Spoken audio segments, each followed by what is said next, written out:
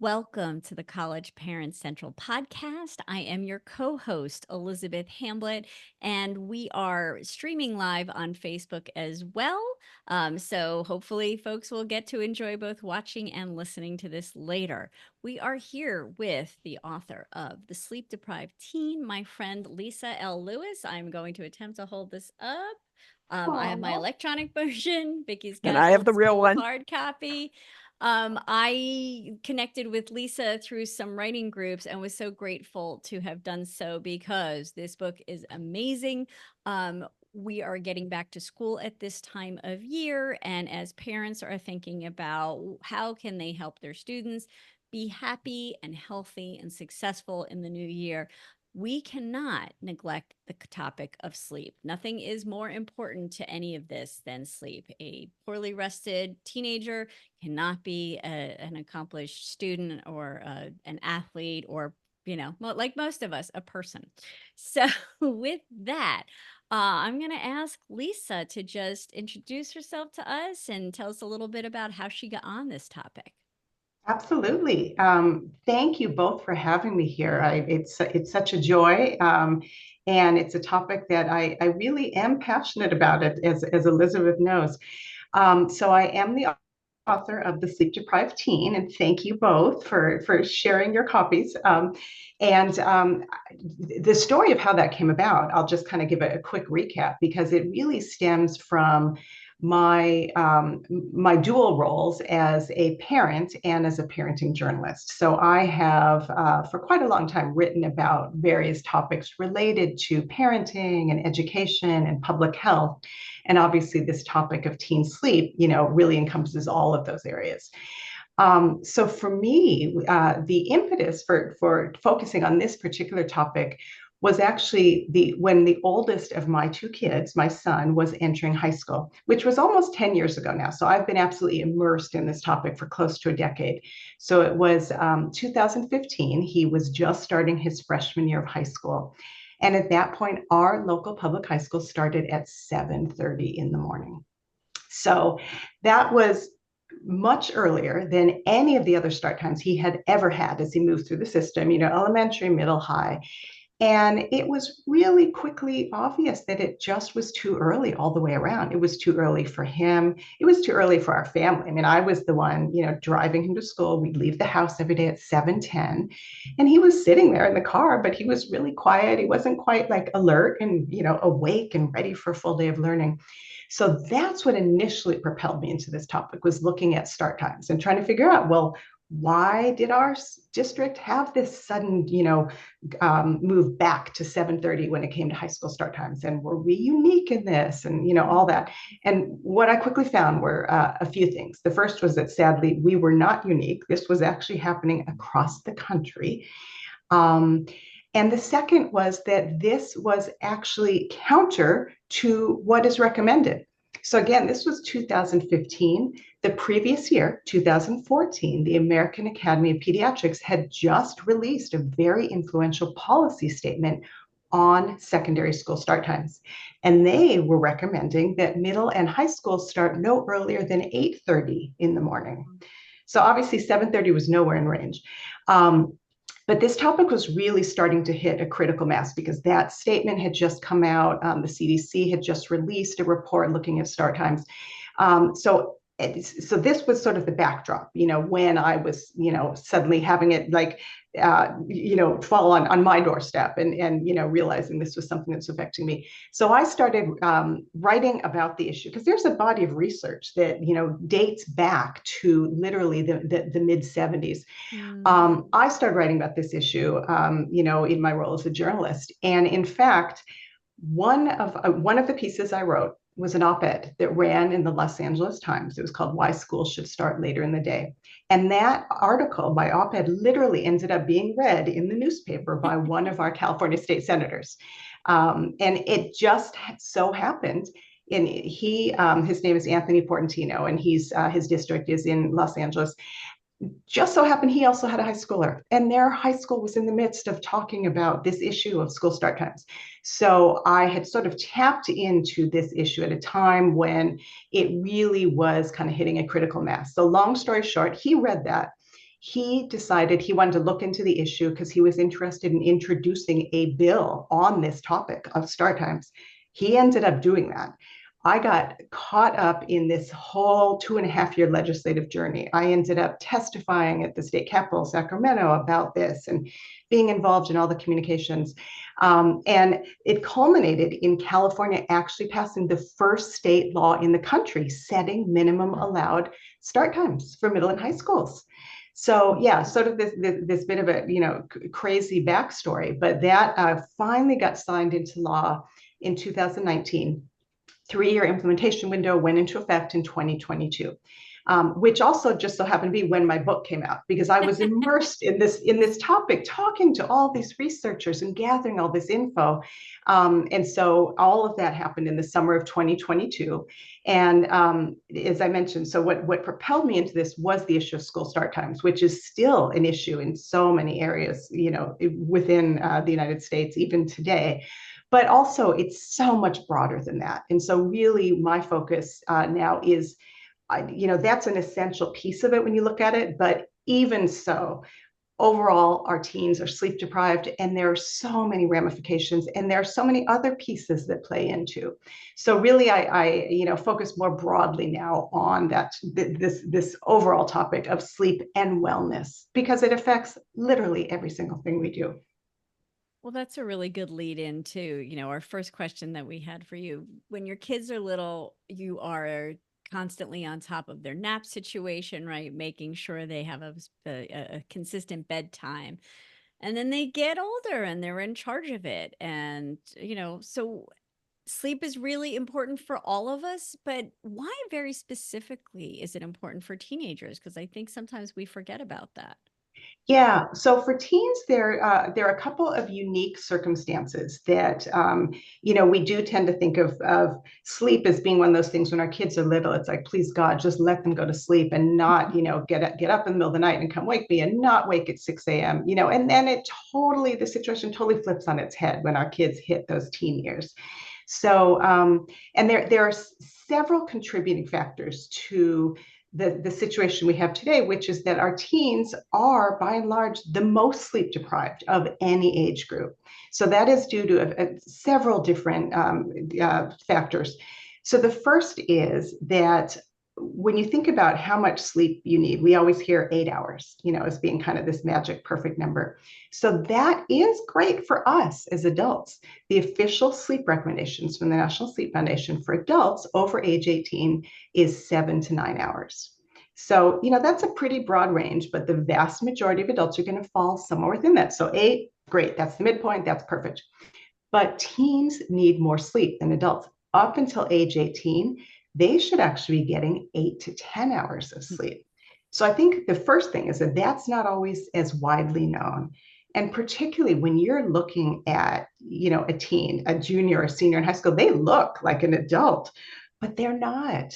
They do need more sleep than we do. So when you talk about 8 hours, that's the minimum that they're supposed to be getting. So that's the first piece of it.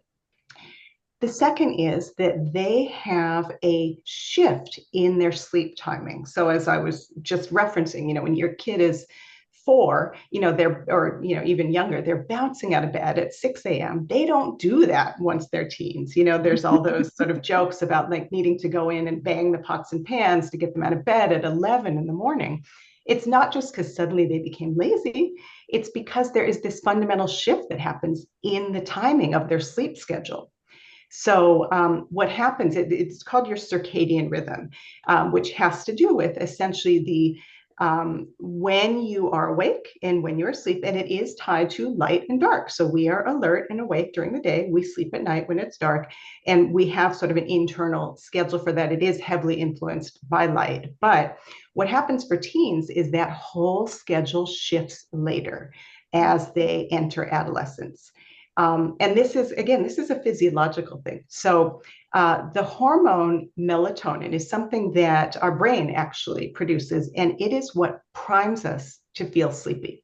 So melatonin is released, and then that sort of leads us to start feeling sleepy. And then we get to that point where we're sleepy, we go to bed. Well, melatonin begins to be released later in the evening for our teenagers. And so all of a sudden, they're not feeling sleepy as early as they used to. So they're not feeling sleepy until roughly 11 o'clock at night. And then they need 8 to 10 hours of sleep. So you just kind of do the math. And then you look at the start times and you can see if you've got to be up at, say, 6:30 or even earlier, that makes it virtually impossible to get 8 to 10 hours of sleep. So those are sort of the big pieces affecting teen sleep. And then there's so much else. And I know we'll get into some of this because that's sort of the backdrop. But then there's all the other things going on in school. There's their homework load, there's their activities, this whole issue of overscheduling, like that's real. And all that ends up taking up more and more and more of their wake time, cutting into that little piece that's allotted for sleep. Wow. You know, I I think you've just answered, what's often been in my mind, and I know other people who say, "Well, why don't the teenagers just go to bed earlier? Shouldn't we just enforce an earlier bedtime? And if they've got to be at school at 7:30, and we know they need sleep, we say 9 o'clock, lights out. That's it. You're done." So now that makes more sense. And you just mentioned a lot of other factors. So I'm curious. I want to follow up on one that's sort of my thorn in my side a lot of the time, and that's technology. So how does now technology and all of the things that teens are involved in, how does that factor into all of this? Yes, yeah, great question. And it does. The short answer is yes, it does factor in. This relates back to what I was just talking about, the light and dark and the release of melatonin. So tech is here to stay. Obviously, it's not like we can just, we can delay when our kids get phones, but they're online to do their school assignments too. I mean, being online is such an integral part of their social worlds. The same way, when I was in high school, I was on the telephone for hours. Well, now that's been replaced. So tech is here to stay. It has a valid role, but it does absolutely have the ability to impact their sleep. So there are a few different ways that happens. The first is simply time displacement. So if you are online until late at night, at some point, you are literally cutting into hours when you could have been sleeping instead. So that's the first piece. The second piece is that so often what our teens and we as adults are doing online is stimulating and engaging. So, for us, maybe we're watching, a movie or something. Maybe we're checking our work email. So our brain is still in work mode.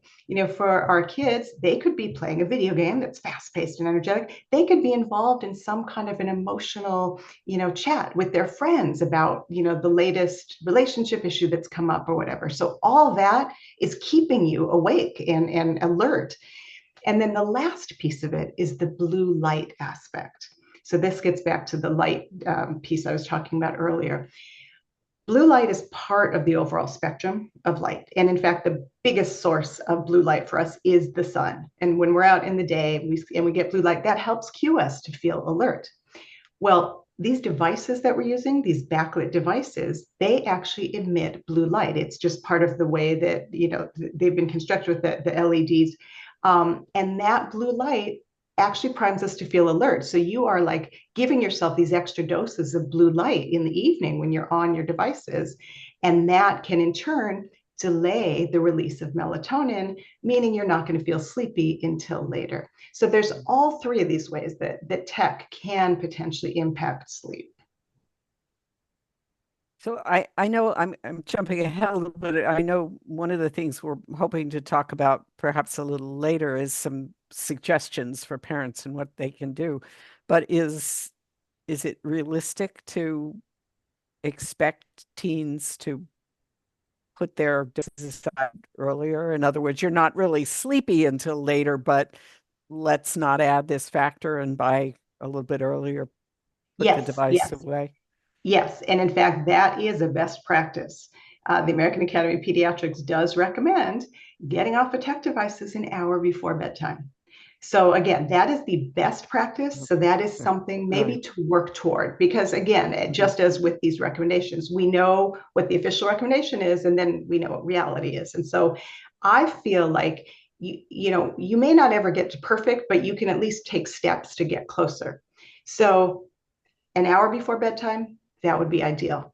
Even if you can't do that, though, work towards better than what you have now. Maybe it's a half hour before bedtime, but getting off of those devices rather than staying online, go, go, go, go, go, and just turn it off and expect that you can just turn your brain off the same way and just fall asleep, because that Flip a doesn't work switch. that way.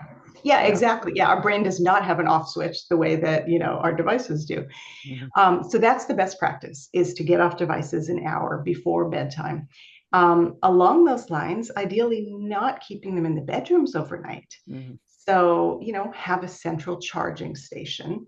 The other thing that we can do as parents is help model these behaviors, because these are best practices that apply for all users of tech. So, if we've set a house rule, no devices in the bedrooms overnight, we're just going to use an alarm clock rather than the alarm function on your phone. I mean, those still exist out there.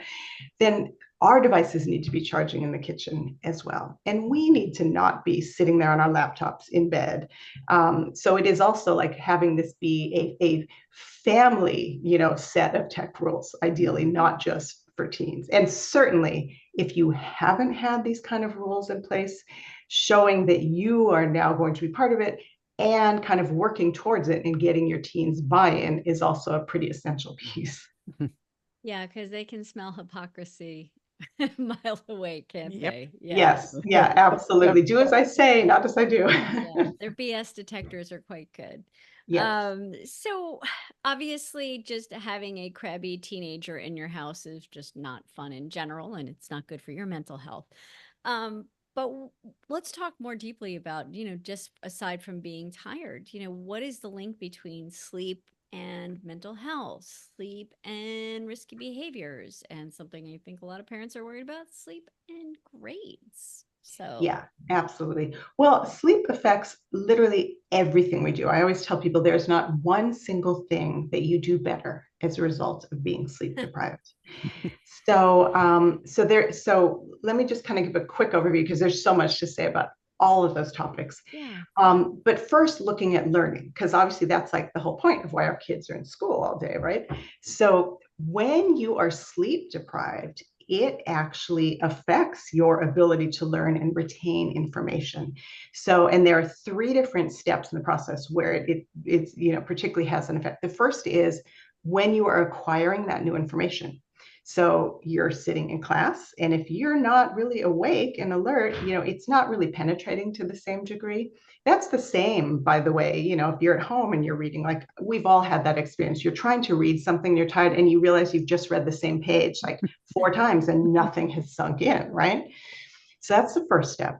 The second, though, is retaining that information, because sleep is when our brains are processing and synthesizing all of that information we've taken in that day and moving it from short-term into long-term storage in terms of memory. So all that is such a critical piece of learning, is what happens with that information and how you retain it. That's what's happening overnight when we're sleeping. And then the third piece is when you're trying to retrieve that information. Because if you're sleep deprived, just your cognitive functioning is slower, and being able to retrieve that information is much slower and much more difficult. So that's the first piece. So absolutely, there's an impact on learning. The other big piece, though, there's so many, but another very large piece is the mental health piece. And again, so many different ways that being sleep deprived affects this. But to start, it's basically your emotional resiliency is restored when you've had a good night's sleep. You have an emotional buffer. You are ready to greet the day. It's a key part of, there's a term, flourishing, which really has to do with thriving. And that has to do with not just things like having a sense of purpose, but feeling engaged in your daily activities and in your interactions with others, and just having a positive outlook.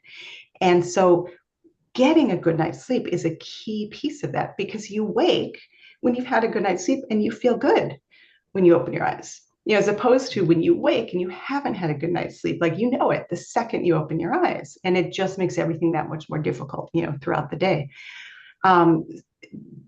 If you have mental health issues like depression, like anxiety, etc., being sleep deprived exacerbates them. So, again, if you are prone to that, let's say there's a genetic component, family history, you go in maybe to a medical professional, that's one of the very first questions they're going to ask is, how is your sleep? Are you getting enough sleep? Because if you're not, that's the first piece they're going to want to address. That's like the low-hanging fruit. It can be very straightforward. If you're regularly getting 5 hours of sleep, well, they're going to work with you on trying to increase that to get to, being within the range before they're going to start looking, generally speaking, at other possible causes, because sleep absolutely is part of that. And then you'd asked about risky behaviors. So again, sleep affects, and this is particularly acute with teenagers, when you haven't gotten enough sleep, you are more prone to risky behaviors, impulsive decision making, particularly as a teen, because your prefrontal cortex is not going to be operating as efficiently. And it already is not operating as efficiently in our teens because their brain is in the midst of this multi-year process of brain remodeling. And the part that revs up first is the limbic system, which is responsible for sensation seeking and all that kind of stuff. Whereas the prefrontal cortex, which is kind of the braking part of the system, does not go through that remodeling until later on. And so they don't even have as strong of a prefrontal cortex functioning to begin with. And then when you're sleep deprived, it exacerbates that.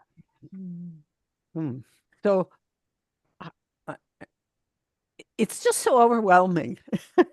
The amount of, well, I'm processing, and as I read the book, I mean, I've already sort of processed this a little bit, the amount of things that are affected by sleep that so often we don't realize.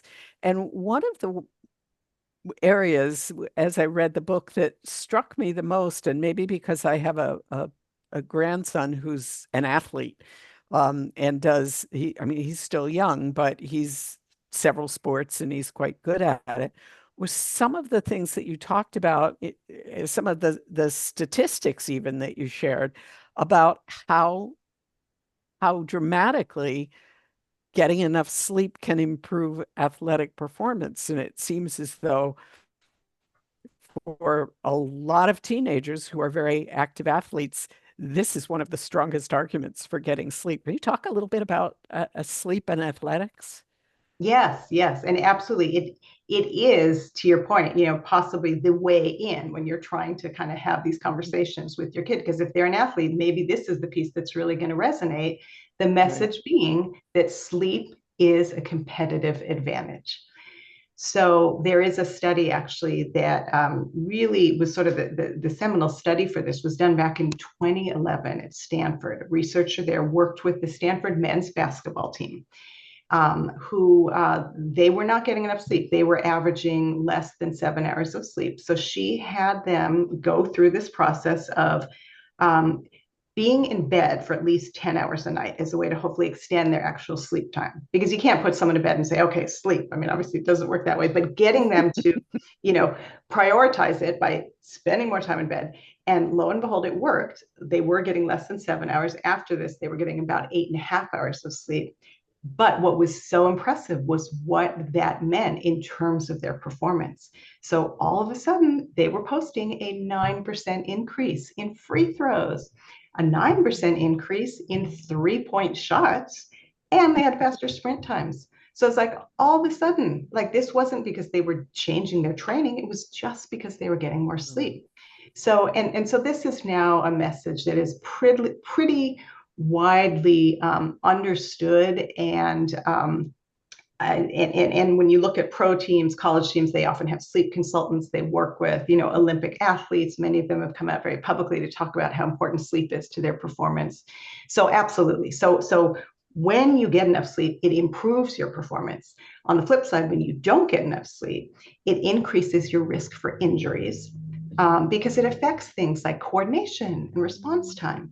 And then if you are injured, if you're not getting enough sleep, it is likely going to lengthen your recovery time.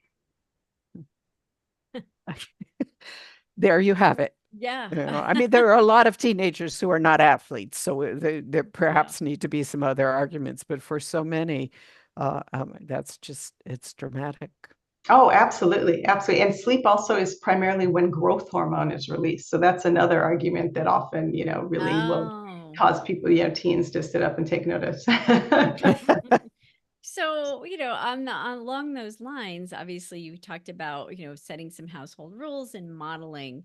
But, are there any somewhat persuasive arguments that you think parents should be using while their kids are in high school, to begin with, about this? Because students feel the need, in their teenage years to be in control of things, right? And I think in some communities there is that, grind culture, where it's a point of pride to say, well, these kids in AP classes who are getting loads and loads of work, and I'm coming in on 5 hours, and so how to persuade them, they can still lie Yeah. about it at school if they want, right? Yeah, no, it's tricky because it is multifactorial, as you mentioned, and particularly when you are in a high achieving environment, there are these other factors that are contributing. The homework load, the overscheduling of activities, and the perceived need to do all of this in order to get into the right school because it's going to determine your future and all that. And it's tricky because it needs to be addressed at so many different levels. There's the kids themselves, as you mentioned. It's sort of a point of pride, of sort of this kind of humble bragging. Well, I only got 6 hours sleep. Oh, well, I only got 5 hours sleep. So they've got that. Sometimes it's coming from the family. This need to sort of perceived need to succeed academically in order to get into the right school. Sometimes it's baked into the school itself, which may have responded to the sort of push from parents because they want to be high achieving schools. So it is coming from all these different places, but at the same time there's a point of diminishing returns, and I think that's what's so important to keep in mind. One of the ways to sort of take a look at, whether you are indeed overscheduled is to literally map out how many waking hours you have, during a typical day and how those are currently being allocated. So you've got a set number of hours that you're in school, but then you have your hours for homework for each class. And it may vary because the advanced level classes are often going to have more homework. Then there's all the extracurriculars, and maybe it's stuff they're doing in school, like band and speech and debate or what have student government. Could also be club sports they're doing outside of school. Maybe they also have a job. They also need time to be able to sit down and eat meals and catch their breath and shower and things like that. So you need to like factor in all that. And if you do all that, and then you see that there's not even an 8 to 10 hour window left in the schedule, then it's making it pretty hard for them to get enough sleep, and it's also maybe a sign that it's time to reevaluate. And what that means is going to differ, obviously, in each case. But when you think about it, we've already set the limit somewhere. Like people will brag about getting 5 hours sleep. They're not going to brag about getting 2 hours of sleep, right? Like at some point, there's a limit. And it's the same with AP classes. Even somebody who's overloaded their schedule with them, at some point, there's a limit. They're not taking, excuse me, literally every single AP class that the school offers. Like there is some limit they have set in their mind. Same with sports. Even if you're a multi-sport athlete, you are not literally participating in every single sport that the school offers. You have set that limit somewhere. And I guess maybe my advice would be to look at where you've set that limit and perhaps recalibrate a bit. Mhm. Yeah, I know sometimes with my students who's at college level, who say they don't have enough time, when we sit down and take 168 hours of the week and do exactly what you're talking Right. about, how many you do, it's eye-opening for them to realize, often at that stage, to realize that they have more free time than they thought they did, that it fritters away somewhere. But just that mathematical approach of saying this many hours in a week or this many hours in a day, and then actually looking at it, it does stare you right in the face. It's good. And Absolutely. as Yeah. And go ahead. I was just saying, it sounds like what the big piece that you're mentioning is the time management piece. Mhm. which is huge and is something that as kids leave home, they are suddenly much more responsible for that. And so often that can use fine tuning. But that's also something when our kids are still at home and they are in middle school and high school, we are helping, particularly in the younger teens, helping them learn those skills, helping them figure out you don't wait until the night before something's due to Yeah. suddenly start on it. So developing those skills is something ideally they're doing all the way through those secondary school years. I assume it needs to be starting earlier too. But the point is, like, we are more involved when they're at home, but hopefully we're helping them develop those skills, because that's going to help habits. eliminate those late nights in high school, like, oh God, I didn't start and it's due, but also ideally equip them so they're able to take that with them when they do go off to Yeah. college. Yeah. It strikes me that maybe college applications, as students are writing their admissions essays and all, they should include how many hours of sleep do you get, and maybe maybe it boosts your admission a little bit if you say I get 8 hours sleep, because then you're going to have a student who's going to be their sharpest when they're at it. Yeah, I Probably love they probably the admissions officers would not listen to my argument, but it struck me as you were talking. yeah. Well, and I like that idea. It would be also great as a way of saying to students, like, when you come here, we expect you to take care of yourself. Because, this is a podcast for parents of current college students as well. And, Yeah. I, when I help my college students with their schedules, they have meetings at 10 o'clock at night. I mean, I'm Mm. brushing my teeth at 10. And so I think the nature of college life is not necessarily conducive to a good sleep schedule. And obviously, on weekends, sometimes students say, well, I'll catch up on the weekend, and then there are activities on the weekends, and it doesn't really happen. So, is there And anything? can I Yeah, follow up on that please. question too of what about that idea of sort of banking your sleep time on the Oh, yeah, weekend? I hear that all the time. How helpful is that, and how effective is that to say, Yeah, well, yeah, I can only sleep on the weekend? yeah. So I'm positive because there's sort of two different pieces over here. One is banking, which is getting enough sleep ahead of time so that it's in the bank Okay. before you're sleep Yeah. deprived. And And I that actually has been shown to be a good strategy. So if you know you're going to have some nights like that coming up, being really intentional about starting off, in as good a position as you Mm-hmm. can. So that's sort of that concept of sleep banking. The type of long weekend sleep that you're referring to, though, often is catch up sleep. It's happening after the fact. Mm-hmm. And so that's a little bit different because you can never really truly catch up. So you're always a little bit behind. So let's say that you have built up this sleep deficit over the course of the week. So you have this accumulation of sleep debt because every night, let's say, during the week, you're not getting enough sleep. You end up with a sleep debt of 10 hours. Well, then you still need to be getting, let's just say, even if the kid is over 18, a college student, let's say they're supposed to be getting 8 hours. Well, they need to then add on an additional 5 hours on each of those nights in order to really make it up. And so that actually probably is not happening, even if they're sleeping in till 11 or noon.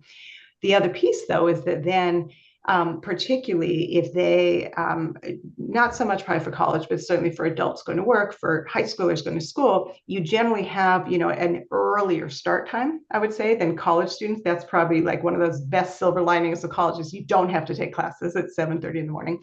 But it makes it that much harder to fall asleep at sort of a reasonable hour on Sunday night because you've got to get up whatever time you have to get up on Monday. And so you may not be setting yourself up for good sleep habits for the following week either. Yeah. And the other factor, and I don't know whether it does affect it or not, my college students have very irregular schedules. So they may have an 8:30 class on Monday and Wednesday, but no classes until 11 on Tuesday and Thursday. So they get up early and then the next day they sleep late. How does that factor in. Yeah, no, you're right. And that is often the reality, especially during the college years. Yeah. So ideally, you want to be fairly consistent about your sleep schedule, which no one wants to hear, right? Because if you've got to wake at 6:30 on, as an adult, like for work, and then, on the weekends, you do not want your alarm going off that early. I mean, it's human nature. And so the same obviously for college students, those days when they don't have to be up what they consider early for class, they're probably not going to want to wake as early. Um, However, if you can be more consistent, it's going to help avoid these kind of issues we were just talking about. So, I mean, some variation is okay, but the more wildly your sleep schedule is swinging, the more you are apt to have this concept of what they call social jet lag, because it is Hmm. like jet lag. I mean, trying to like get yourself on, the schedule. So yeah, that can actually be an issue. And frankly, in addition to getting enough sleep, the official recommendations, all the sleep groups that are out there, are that consistency of sleep is also so important. And this is not going to resonate so much probably with college students, but for us as adults, it literally affects your longevity. I mean, it affects your lifespan. It affects things like cardiovascular risk. I mean, there's so many long-term effects of getting inconsistent sleep on a chronic basis. Yeah. Wow. So I have another question based on my observation of my college students Yeah. and even my memory of being in college, although that was a few years ago, but some things don't change. And that is as much as when they were toddlers, we could never get them to take of naps. And so they can't wait until they can go back to their room and take a nap and some sleep, or is that going to put them off cycle for getting to sleep on time? Yeah, no, naps can be great. There's just sort of a couple of kind of caveats you want to keep in mind. Um, if you're going to take a nap, generally speaking, you don't want to nap too late in the day because that is going to potentially make it harder, to fall asleep at kind of the right time at night. Similarly, you don't want to nap too long. So generally about 45 minutes or so would be the recommendation. And taking a nap when you're feeling like you need one is fine. Again, as long as you're sort of trying to adhere to those guidelines. The thing to keep in mind, though, is that a nap is basically a compensatory strategy. Often it's because you're not getting enough sleep at Mhm. night. So ideally, you don't want to fall into this habit of regularly needing a nap, getting less sleep at night and needing a nap to be able to make that up, because that really then is a sign that if you were to be getting more sleep at night, it might not be that same essential necessity to have a nap just to be able to get through the day. Mm. Naps are great. They get a bunch of us through a lot of things. Yeah, yeah. Well, Yeah. there is one other caveat, which I'm sure we've all experienced that if you nap too long, you also Mm. can fall into a deeper sleep, and then you're groggy, so you don't wake up feeling refreshed.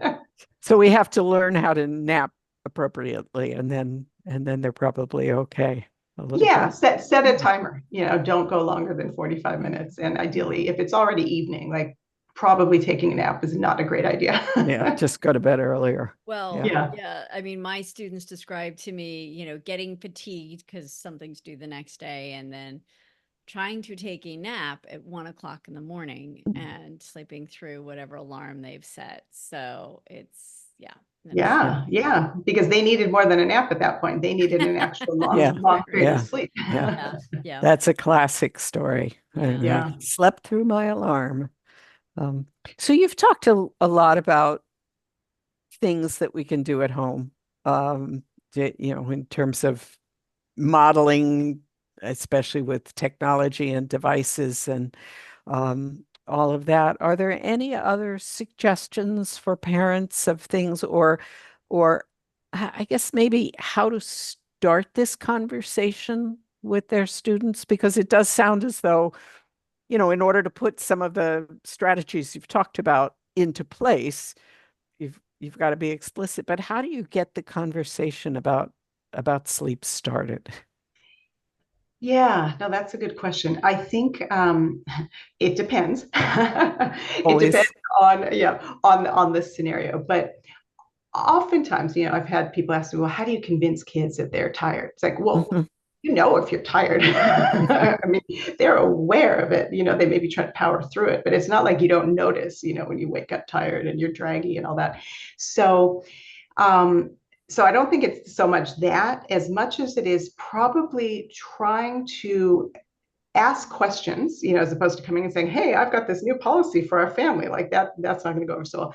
But asking them, if they're trying to sort of figure out, let's say, as a scenario, you've got, and I'm assuming you're talking about a kid who's still at home for, Mhm. purpose of this conversation. So let's say you've got a kid who, knows that they really need to be in bed by 10:30 because of what time they have to get up, but they're regularly not doing that. Asking them, if it's not already overtly obvious, like, well, what's getting in the way of what, you being able to get to sleep on time? And I say overtly obvious because let's say they're not getting home from sports practice till 10 o'clock. Like, well, it's pretty Mhm. obvious that's going to be a major contributing factor. But there may be other things going on. So, asking questions, being curious, which obviously that sort of just generally as parenting advice tends to work better than coming in and, telling them some great solutions because they don't really think of those as being helpful. So asking those kind of questions, like essentially trying to help with them figure out, well, what is it that's kind of the pain point here that's making it so hard? Because I know, you're trying to get to bed at 11 and it just seems like or 10:30, and there's always these things that are coming up. What are some of the things, we can do to help? So that it's probably coming in with more of that helpful Mhm. attitude and trying to seek to be their partner in it as opposed to, adversarial, like, I Mhm. told you you were supposed to be in bed. And, it's like, well, why isn't it happening? And what can we do to kind of address Mhm. those contributing causes? So that's sort of the broad advice because the reasons why can vary. It can be the sports, it can be the homework load. Maybe they are taking too heavy of a homework load. It can be time management skills, as you alluded to before, in terms of planning and when you're getting started on assignments. It can be too many things that they're scheduled to do, late night practices, all that stuff. So it's trying to figure out what is actually most relevant in your kid's particular situation. And then from there, you can figure out, well, what are some ways to help address those? Yeah. I think one of the really positive things that I take out of this conversation and a lot of what you've shared is that there really are ways to strategize and to be proactive. I mean, we know we're tired, and I think that's probably true of a lot of parents as well. It's not just teenagers, it's not just kids. And we know we're tired. We know our kids are tired. They dragged school, whatever. But Yeah. we don't think we can do anything about it. And so, I really like having some of those ideas and strategies, ways to talk about it and things to do. I Uh, guess oh, go ahead. Go ahead. well, I was just gonna say, I get, we could keep going, but one of the other pieces in terms of doing something about it, I wonder just before we finish up, if you could talk a little bit about this movement that it seems to be happening to try to make schools start later, and as as you were able to proactively help that to happen. But if parents are, in a community and the school starts at 7:15 or 7:30, what are some ways that they can start to maybe begin to advocate and get that conversation started locally in their own communities? Yeah, absolutely. I think it starts with having a common foundation of knowledge so that, all the kind of things we're talking about here, how much sleep kids really need to be getting, the fact that they do have this circadian rhythm shift. So it's not just that they're being lazy, et cetera. So sharing this kind of information is quite literally the best place to start. Um, I am absolutely a proponent of addressing start times at the state level because, you can have the broadest impact. That's not to say that that's the only way it can happen, however. It has happened and it continues to happen in districts around the country as small as a single high school or as large as an entire city. I mean, up until California's law, it had never been done at the statewide level before in terms of setting the minimum allowed start times. Meanwhile, it has happened, on a grassroots level in so many communities. And I say so many because I can't quantify it because there's no central database of districts that have changed their start times. But I mean, it's hundreds at least. And so that does continue to be a very effective way to do it. So in terms of sharing information, that can start with a school-wide meeting. That can start with partnering with the PTA. In fact, the California State PTA was one of the co-sponsors of the bill in California. The other co-sponsor being Start School Later, which is a nonprofit that advocates for this. You can also look at starting a local chapter of Start School Later, because that is a terrific treasure trove of resources from other people who have done this in their communities. But, partnering with the PTA, hold a meeting, bring in a local pediatrician or sleep specialist to talk about sleep. Bring in somebody who, I go in and speak regularly to schools. I speak to parents about all of this.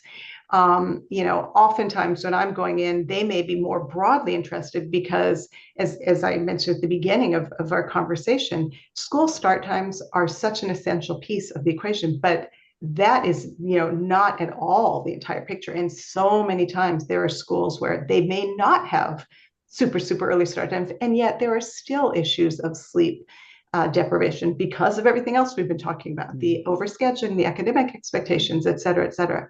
So, as I was saying, so I think it starts with trying to hold those sort of conversations, getting together, with other like-minded parents, having conversations with the school administrators. Often you will find that, if they are aware of the research, they understand that it does have a direct impact on grades, on attendance rates, on mental health, on all these other aspects. So starting to have that conversation, figuring out who your allies are locally and building from there. There's hope. Well, and obviously to get that information, everybody should read Lisa's book. Well, that's the best place to start. And then you make it a community read. Yeah, absolutely. Yeah. Well, and to your point, I mean, I actually, when I was writing the book, I literally wrote the book that I wished that I had when I was just embarking on this journey. So, starting off with that foundational information, giving, that overview of all the various ramifications from learning to mental health to drowsy driving to sports. And then like a third of the book is all about specific strategies. So there are some specific to start times, but there's also, I'm sure having read the book as well as you both have, a whole chapter on technology and on, specific kinds of things you can do during the day to help prepare you for a good night's sleep, nighttime strategies, wind down routines. So yeah, so I do get into all of that. And as you can see, it's a topic I'm passionate about and just, could go on and on. So again, just to remind people, the book is The Sleep-Deprived Teen: Why Our Teenagers Are So Tired and How Parents and Schools Can Help Them Thrive, by Lisa L. Lewis. Lisa, if people would like to follow up, if they would like to learn more about the book, learn more about you, reach out, are there ways that they can do that? Yeah, absolutely. Best way would be through my website. My email address is on there, and it's www.lisallewis.com. Okay. So they go there and they can find out more about the book and more about everything and reach out to you if they need to. Absolutely. Yeah, I'm always happy to chat with people about sleep. Well, we are both. Elizabeth is nodding her head, and I'm speaking for both of us to say we're both really grateful that you took time to spend with us and have this conversation. It is such an important topic for teenagers and college students and probably their tired parents as well. So it's good for all of us. So thank you so much. And we will put some of this information in the show notes. of the podcast. And if you get back and forth, if you are listening to the podcast, that's wonderful. But if you know other people who do not listen to the podcast, but maybe do you Yep, we lost on Vicki. YouTube. There we go. Sorry, yeah, it'll be on YouTube. And how do they find it on YouTube? They just find my website, my page there. It's the LD Advisory Okay. webpage, and you'll find it there. And we will put those in the show notes too. So thank you so much to our listeners for being here, our viewers for watching us, and Lisa Lewis for sharing your information with us. Absolutely. Thank you both so much. Really love talking to you about this. Okay, thanks.